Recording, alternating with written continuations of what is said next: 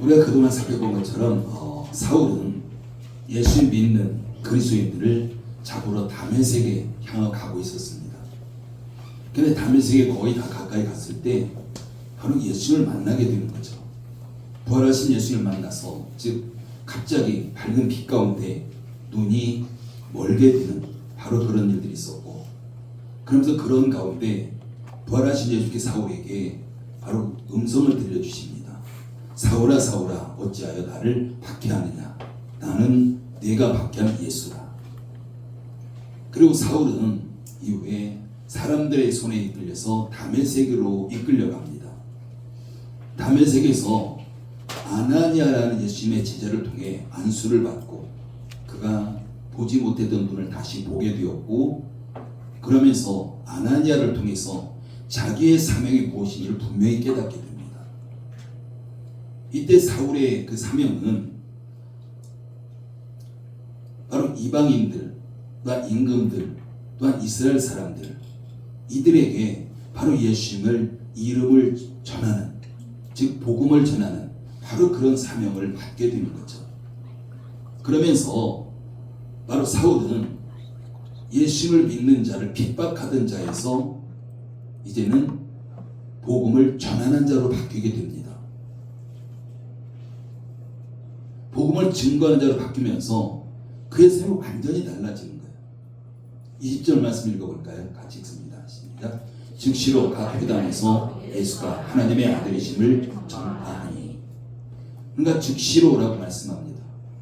그가 다메섹에 들어가서 몸이 어느 정도 기력이 회복했을 때 바로 즉시 그는 복음을 증거하기 시작한 겁니다. 즉 기운을 차리자마자 복음을 전파하기 시작한 거죠. 조금도 지체하지 않았습니다. 여러분, 사울이 달라진 걸 보십시오. 그동안 예수님을 핍박하는 자, 예수님을 믿는 그리스도인을 핍박하는 자, 심지어는 잡아 죽이기까지 했던 바로 그런 자였습니다. 근데 그가 예수님을 만나면서 그의 삶이 완전히 바뀌어지는 거죠. 180도 바뀌어지는 바로 그런 모습입니다. 이때 사람들의 반응이 어땠습니까? 21절 말씀 있습니다. 시작. 듣는 사람이 다 놀라 말하되 이 사람이 예루살렘에서 이 이름을 부르는 사람을 멸하려던 자가 아니냐. 여기 온 것도 그들을 결박하여 대제사장들에게 끌어가고자 하는 아니냐 하더라. 그러니까 듣는 사람이 다 놀랐다라고 이야기합니다. 이가 누군지 아는 거예요. 사울이. 여기 온 것도 무슨 일 때문에 온 건지 알고 있습니다. 그런데 사람들이 그 사울에 대해서 알고 있는데 그 알고 있던 모습과는 정반대의 모습이 나오는 거예요. 그러다 보니까 사람들이 놀랐다라고 말합니다. 그럼 22절의 말씀 보면요, 놀라는 정도가 아니라 사람들이 당혹했다라는 거예요. 여기서 당혹했다라는 말은 갑자기 어떤 일을 당해서 정신이 그냥 혼란스러운 거예요. 그래서 어떻게 할지 몰라하는, 지금 이런 상태가 지금 사울을 바라보고 있는, 사울이 복음 전하는 것을 듣고 있는 그 사람들의 반응이었습니다. 그것도 그럴 수밖에 없는 것이 사울의 모습이 180도 달라진 거예요. 그냥 어느 정도 조금 달라진 것이 아니라 180 달라진 거예요. 예전에 봤던 사울의 모습은 전혀 보이지 않는, 그래서 180 달라졌기 때문에 사람들이 놀라는 정도가 아니라 사울을 바라보면서 그냥 당혹해하는 거예요. 쉽게 말하면 사울의 정체가 불분명한 겁니다. 예전에 알고 있던 모습이 안 나타나니까 이게 지금 사울이 어떤 모습이 진짜야? 라는 거죠. 그래서 그 사람들이 알고 있던 사울은 핍박자였습니다. 그리고 교회가 두려워하는 대상이었죠. 근데 지금 나타난 사울은 핍박자도 아니고 두려움의 대상이도 아니고 복음을 증거자, 그리고 이게 지금 보여주고 있는 바로 그런 모습들이죠. 여러분, 그렇다면 지금 유대인들이 사울이 복음을 전할 때 그것을 정말 어떻게 받아들여야 되겠습니까? 만약에 여러분들이 그 당시 사울을 통해서 복음을 듣고 있다면 여러분들이 그 사울을 어떻게 받아들일까요? 아, 사울이 달라졌으니까 좋다 할까요? 그들은 얼마나 많은 사람들이 핍박을 당했고 심지어는 죽기까지 했습니까? 그리고 사울의 입장에서는 복음을 전할 때에 사람들의 시선이 아마 따가웠을 거예요. 사람들이 바라보는 시선, 사람들이 자기를 바라보는 시선, 또한 그런 반응들, 이것을 사울이 어떻게 감당할 수 있을까라는 겁니다. 사울이 부활하신 예수님을 전할 때 사람들이 사울에게 다가왔을까요? 아마 복음을 전해도 사람들이 피해 다녔을 거예요. 사울이 없는 곳을 피해 갔을 겁니다. 그동안 사울이 어떤 자였기에 어떤 자였든지 잘 알고 있었기 때문에 그가 변화됐다고 해서 복음을 전한다고 해서 사람들이 쉽게 반겨줄 만한 바로 그런 모습은 아니었던 거죠. 아마 사울을 멀리 피해 다녔을 것이고 아마 멀리서 바라보면서 수근수근했을 것이고 손가락질했을 것이고, 우리가 사울이 달라진 모습을 통해서 이런 많은 의문점을 가질 수가 있습니다. 그래서 지금 사울을 바라보는 그런 사람들의 그 시선이 당혹해 할 수밖에 없는 건 당연한 겁니다. 사울의 변화가 너무 충격적이었기 때문에, 도저히 상상이 가지 않는 바로 그런 모습이었기 때문에 그렇습니다. 우리가 이런 말 하기도 하죠. 저 사람 절대 예수님 믿을 사람 아니야 라는 거죠. 저 인간은 다른 인간은 다 변해도 저 인간만큼은 절대 변하지 않을 거야. 우리가 간혹 그런 말을 하고 듣기도 합니다. 어찌 보면 그 말이 지금 사울과 같은 사람에게 해당되는 말이에요. 사람들을 다 믿어도 저 인간은 안 믿을 거야. 사울은 안 믿을 거야. 다른 사람 다 변해도 저 사울은 절대 변하지 않을 거야. 아마 이런 시각으로 지금 사울을 바라보고 있을 겁니다. 그렇기 때문에 지금 사람들은 사울이 완전히 달라진 모습을 통해서 당혹해하고 있는 바로 그런 모습인 거죠. 여러분, 이게 복음의 능력이에요. 복음의 능력은 하나님의 능력입니다. 그 하나님께서는 우주 만물을 말씀으로 창조하신 분입니다. 바로 복음 속에 우주 만물을 말씀으로 창조하신 하나님의 능력이 담겨져 있는 거죠. 우리가 그렇기 때문에 복음 앞에서 변화되지 않을 것은 하나도 없다라고 보셔야 돼요. 오늘 본문을 통해서도 보면 사울과 같은 사람도 180도 달라졌습니다. 그 달라지게 된 원인이 예수를 만나게 되면서 복음을 받아들인 거예요. 근데 우리는 어떻습니까? 우리가 복음을 전하면서 저 사람은 좀 안 믿을 거야. 내가 선택을 해요. 내가 판단합니다. 저 사람 좀 믿을 것 같은데 라고 하면서 우리가 때로는 이야기를 합니다. 정말 우리에게 사울과 같은 사람이 내 주변에 있다고 할지라도 그에게도 복음을 전해야 되는 거예요. 우리가 판단했을 때 저 사람은 복음을 받아들일 것 같아. 정말 그가 복음 받아들일 거예요. 그 믿고 안 믿고 그 열매라는 것은 내가 할 수 있는 것이 아닙니다. 그 능력은 바로 하나님에게 나오고요. 성령의 역사를 통해서 그 사람이 믿을지 안 믿을지 그 열매는 거기서 나오는 거예요. 근데 우리가 많은 경우 우리 스스로가 그것을 판단하고 있고 우리 스스로가 복음의 능력을 제한하고 있는 이런 것이 많은 걸 볼 수가 있습니다. 그리고 사울이 지금 이렇게 변화된 것에 사람들이 당혹할 수밖에 없는 이유가 있죠.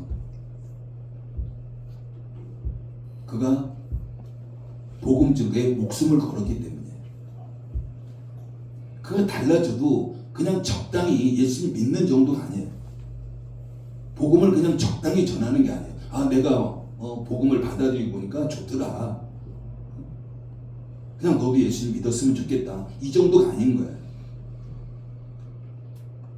그냥 목숨 걸고 복음을 전하고 있는 것이고요. 절대 흉내내고 있는 모습은 아닙니다. 그냥 복음에 미친 듯이 사울이 전하고 있는 바로 그런 모습이었고, 그러다 보니까 사람들이 사울이 완전히 달라진 그 모습 가운데서 저걸 받아들여야지 말아야 될지 혼란스럽고 당혹해하는 바로 그런 모습인 겁니다. 여러분, 그리고 또 하나는요, 사울이 복음을 전하는 곳이 어디입니까? 회당이에요. 유대인들의 회당입니다. 당혹해 할 수밖에 없는 이유죠. 유대인의 회당은 유대인들이 주로 모이는 곳입니다.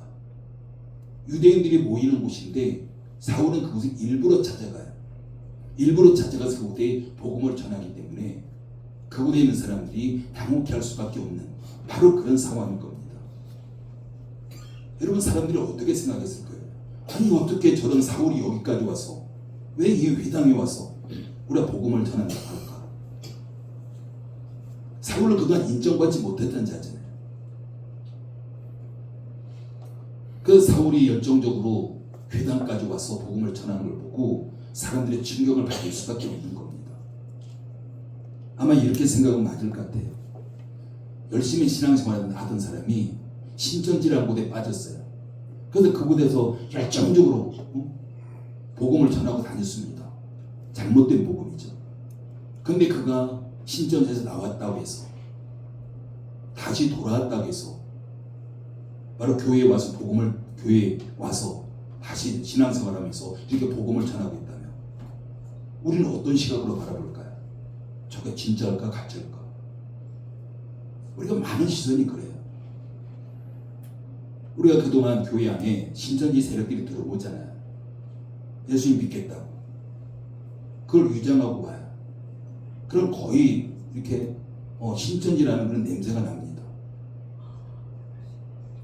우리가 색안경 끼고 볼 수밖에 없는 거죠. 바로 사울의 모습이 바로 그런 모습입니다. 변화됐다고 하지만 저게 진짜일까 가짜일까? 어느 모습이 진짜일까? 그러니까 사람들이 혼란스럽고요. 그래도 어떻게 보면 진짜 변한 것 같긴 한데 어떻게 저렇게까지 복음을 미친 듯이 전하고 있고 어떻게 회당에까지 와서 전하고 있고 우리가 그런 걸 보면서 정말 당혹해 할 수밖에 없는 바로 그 당시 사람들이었습니다.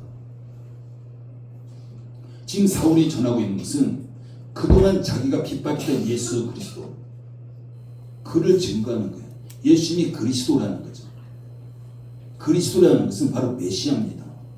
예수님이 구원자이고 너희가 지금 기다리고 있는 메시아다. 이걸 지금 전하고 있는 것이 사울의 바로 복음입니다. 여러분, 유대인들은요 지금도 메시아를 기다리고 있습니다.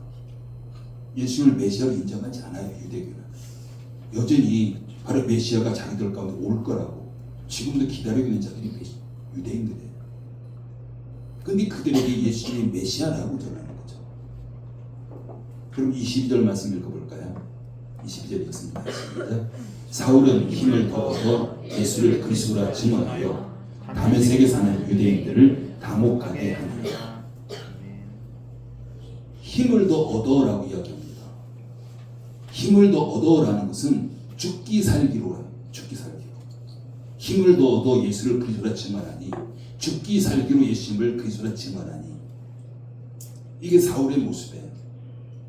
우리가 뒤에 이제 사울이 바울을 이렇게 이름이 바뀌게 되면서 바울이라는 이름으로 나올 때 바울이 복음 전하는 걸 보십시오. 죽기 살기로 복음 전합니다. 돌에 맞아도 사람들이 돌에 맞아 죽었다 해도 죽어서 동네 밖에 버려요. 부정하니까. 근데 깨어나자마자 다시 일어나서 다시 들어가서 복음을 전하는 죽기 살기로 전하는 것이 바로 그 당시 사울의 모습이에요. 근데 지금부터 그가 변화된 모습부터 예수를 영접한 이후부터 복음을 전하는데 힘을 더 얻어서 즉 죽기 살기로 복음을 전하고 있는 바로 그런 모습인 겁니다. 그렇기 때문에 사울을 바라보는 사람들에게 그 모습이 충격적일 수밖에 없는 거예요. 그 전에 사울이 예수님을 믿는 자들 잡아갔고 그러면서 때로는 죽이기까지 했고 그런 사울이 이제는 자기가 예수님이 그리스도다라고 전하는 거예요.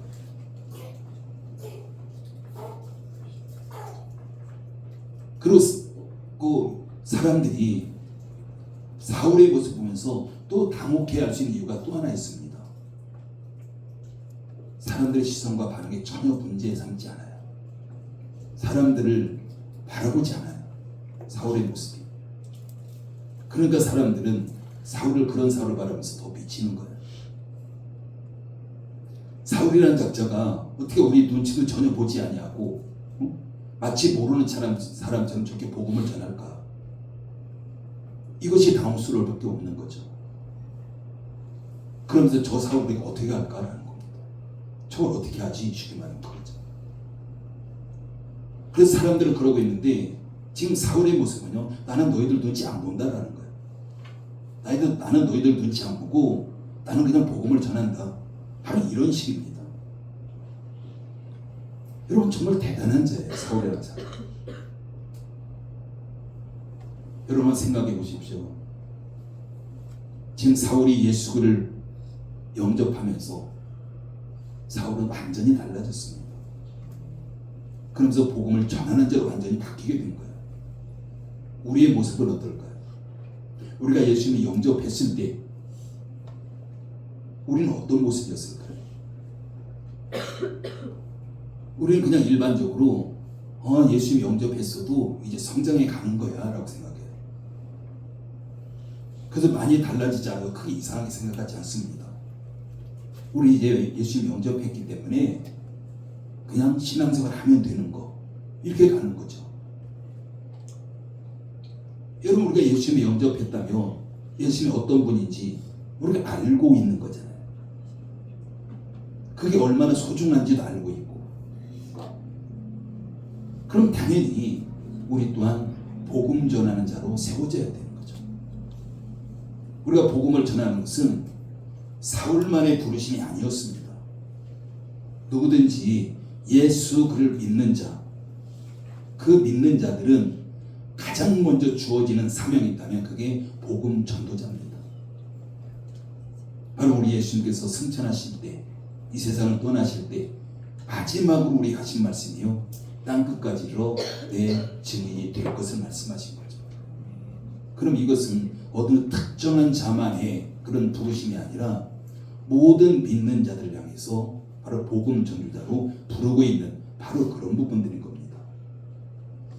그럼에도 불구하고 우리는 복음을 전하는데 주저할 경우가 굉장히 많습니다. 여러분 우리는 왜 복음 전하는데 주저할까요? 우리가 살펴본 사울은 전혀 주저함이 없어요. 사람들이 자기를 이상하게 쳐다봐도 반응이 없어도 그냥 여전히 복음을 전하는 거예요. 근데 우리는 복음을 전하는데 참 많은 그런 주저하기도 하고 때로는 전하고 싶은 마음이 우리 가운데 있는데 실제적으로 전하는 데까지 나가지 못하는 이런 모습들이 우리 모두에게 있습니다. 바로 그 이유는 우리가 사람들의 시선과 사람들의 반응 때문이에요. 정말 내가 복음을 전할 때 정말 사람들의 당혹스러운 표정 지면 어떡하지? 사람들이 나를 이상하게 생각하면 어떡하지? 바로 이런 염려 때문이죠. 그리고 복음을 전하다가 외면당하면 어떡하지? 내가 뭔가 불이익당하면 반응이 없으면 어떡하지? 우리가 많은 그런 생각들을 하게 됩니다. 근데 사울의 모습은요, 전혀 생각하지 않아요.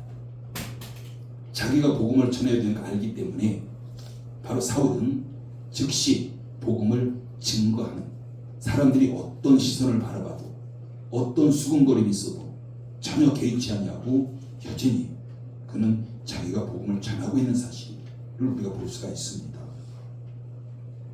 여러분 우리도 이런 모습으로 바뀌어야 돼요. 근데 우리는 사명하면 여러 가지 많은 사명도 생각합니다. 물론 맞아요. 근데 가장 기본적인 사명, 가장 큰 사명 있다면 그게 바로 복음을 전하는 겁니다. 그게 우리가 이 땅에 존재하는 목적이기도 해요.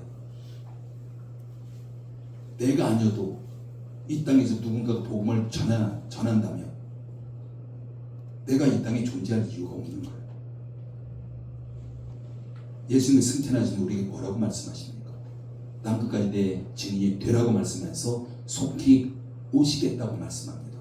올라가신 그대로 너희가 본 그대로 속히 오시겠다. 이건 약속이에요, 우리와의. 그럼 그 약속은 쌍방간에 지켜질 때에 그 예수님의 오심의 약속이 이루어지는 겁니다. 복음의 증인이 되라 땅끝까지, 그러면 내가 속히 올 것이다, 이 말씀인 거죠. 그러면 우리가 복음의 증인이 되지 않아서 땅끝까지 복음이 전파되지 않는다면, 예수님 속히 오시겠다고 약속하셨지만 속히 오실 수가 없는 겁니다. 그래서 정말 우리가 이 땅에 존재하는 것은 복음을 전하기 위해서 존재하는 것이고요, 예수님께 속히 오시기 위해서 우리가 존재하는 겁니다.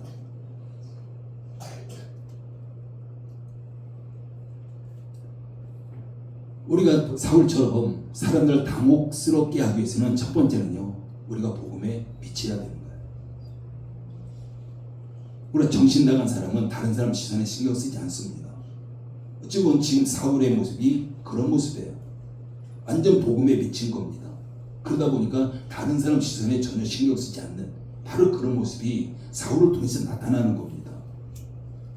우리가 22절 말씀에서 사울이 힘을 더 얻어, 이것은 죽기 살기라고 설명했지만 다른 말 표현하면 복음에 미쳐버린 거예요. 그렇기 때문에 우리에게 가장 중요한 것은 복음을 받아들여야 할 대상, 그들의 시선이 아니라 예수님의 시선과 예수님의 반응입니다.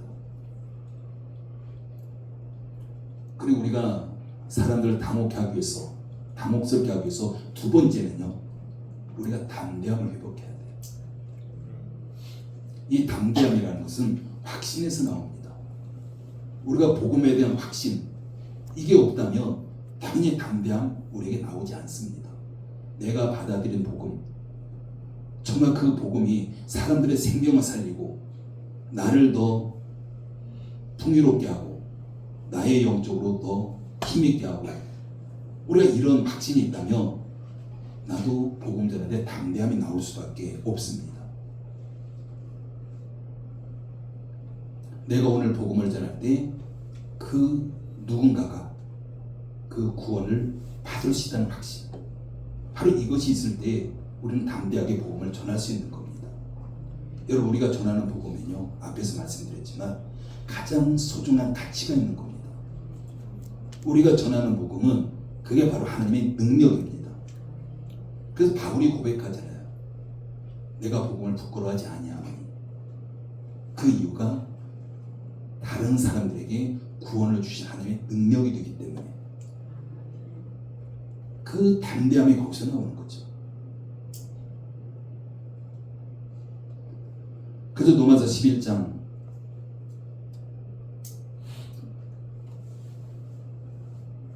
우리가 바울이 내가 복음을 부끄러워하지 아니하노니 이 복음은 모든 믿는 자에게 구원을 주신 하나님의 능력이 됩니다. 모든 믿는 자라고 이야기합니다. 그게 바로 하나님의 능력이라는 거죠. 우리가 전하는 것은 단지 그냥 복음하지만 하나님의 능력을 전하는 거예요. 근데 왜 우리가 담대하게 전하지 못하겠습니까? 하나님의 능력을 전하는데, 여러분, 하나님의 능력은요, 우주 만물을 창조하신 능력이에요. 죽은 나사로를 살리는 능력입니다. 어떤 것도 불가능하지 않은 바로 그런 능력을 우리는 전하는 거죠. 그 다음에 세 번째, 우리가 사람들을 당혹스럽게 하기 위해서 세 번째는 성령께서는 반드시 우리가 복음을 전할 때 열매를 주신다는 겁니다. 결과를 주신다는 거죠. 그것은 우리가 할 수 있는 게 아니에요.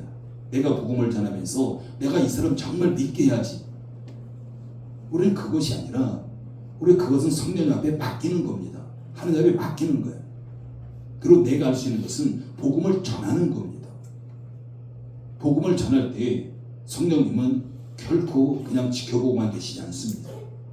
반드시 우리가 복음의 씨앗을 뿌렸을 때 그 복음의 씨앗이 싹이 나게 하고 자라게 하고 열매 맺게 하는 것, 이건 반드시 성령님이 하시는 바로 그런 부분들인 거죠.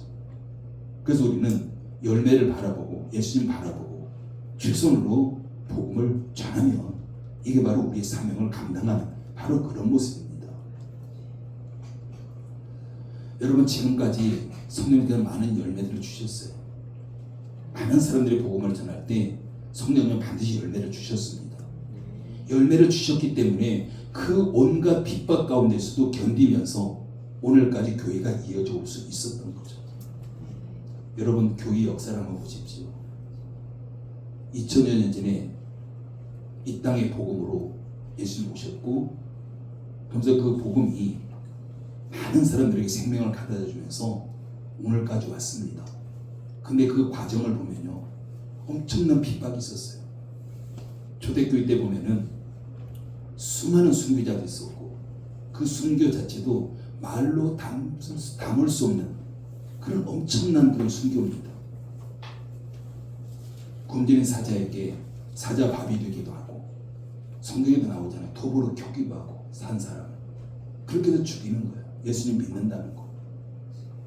여러분, 다른 거였다며, 그 정도의 어떤 핍박의 역사가 있었다며 지금까지 존재할 수 있는 것은 아무것도 없습니다.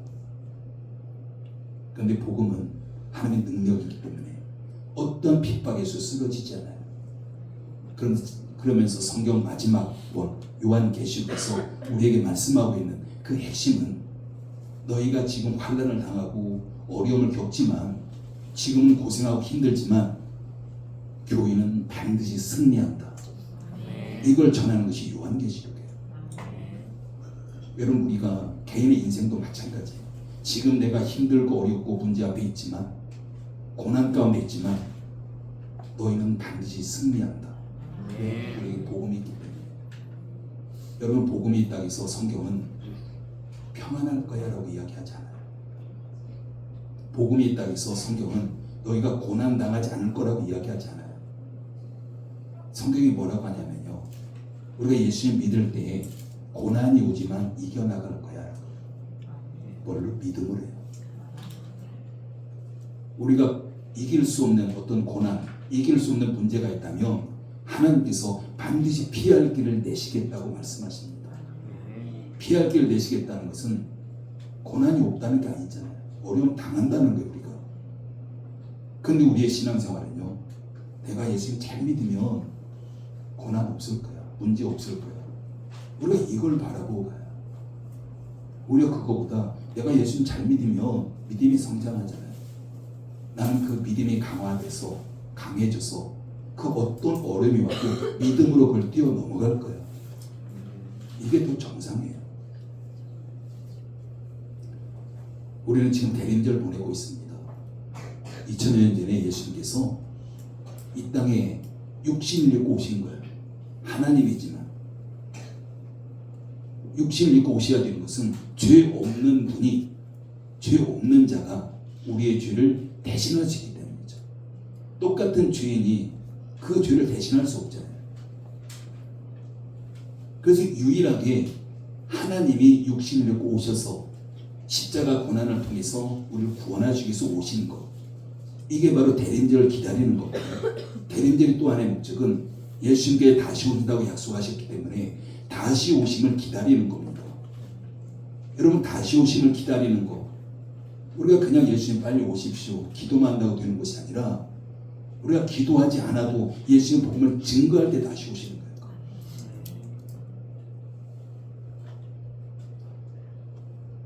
(2000년) 오셨던 예수님 이미 여러분들 안에 계십니다. 살아계세요. 우리가 대림절 보내면서, 우리가 성탄절 맞으면서 우리 안에 계신 예수님을 우리의 삶의 현장에 더 가까이, 우리 삶의 현장에 더 깊숙한 곳으로 다시 모셔드려야 돼요.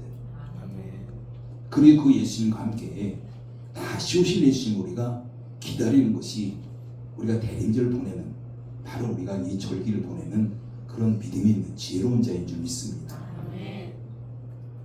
우리에게 중요한 것은, 이제 정리를 합니다. 우리 가장 중요한 것은 우리가 그 어떤 것보다도 복음 전하는 거예요. 내가 복음 전하지 않으면 전할 수 있는 사람이 없어요. 하나님께서는 유일하게 우리에게만 복음 전하는 특권을 주셨습니다. 하나님께서 이 세상처럼 더 효과적인 걸, 더 능률적인 것을 찾는 분이셨다면 우리 선택하지 않으셨을 거예요.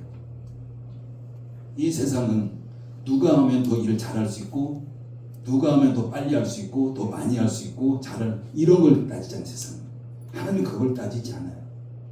우리를 너무 사랑하기 때문에 우리가 부족해도 연약해도 우리를 선택해서 복음 전하는 자를 맡겨주신 거예요. 하나님의 세상처럼 더 효율을 따졌다면 우리가 아니라 아마 천사들 보냈을 겁니다. 하나님 주변에 하나님을 찬양하고 있는 그 천사들을 보내가지고 이 땅에서 땅끝까지 다니면서 복음 전하를 했다면 순식간에 끝날 겁니다. 그럼 바로 예수 오셔도 돼요. 그런데 하나님께서는 천사들을 선택하지 않았어요. 너는 복음 전하는 게 아니야라는 거예요. 복음 전하는 사명은 바로 우리에게만 주셨습니다.